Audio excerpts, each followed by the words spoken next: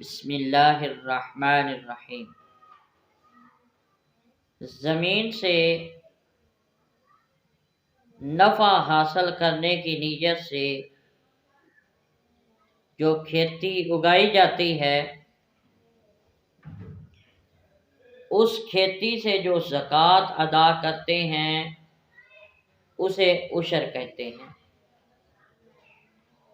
عشر ضروری چیز ہے۔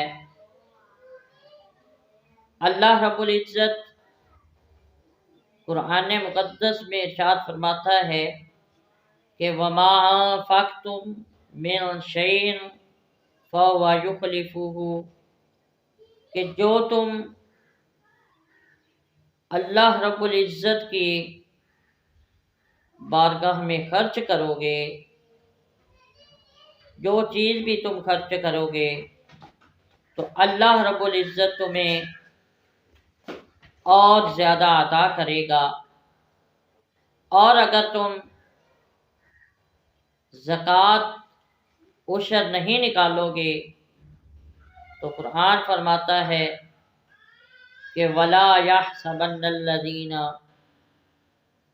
يَبْخَلُونَ بِمَا آتَاهُمُ اللَّهُ مِن فَضْلِهِ هُوَ خَيْرٌ لَّهُم بَلْ هُوَ شَرٌّ لَّهُمْ سَيُطَوَّقُونَ مَا بَخِلُوا بِهِ يَوْمَ الْقِيَامَةِ، کہ وہی تمہارا مال جس کی تم زکوٰۃ نہیں نکالتے، عشر نہیں نکالتے، قیامت کے دن وہی تمہارا مال توق بنا کر تمہارے گلے میں لٹکا دیا جائے گا۔ اور حضور تاجدار مدینہ صلی اللہ علیہ وآلہ وسلم ارشاد فرماتے ہیں کہ جب تم عشر نہیں نکالتے، جو قوم عشر نہیں نکالتی تو اس قوم پر اللہ رب العزت قحط نازل فرما دیتا ہے۔ اس لیے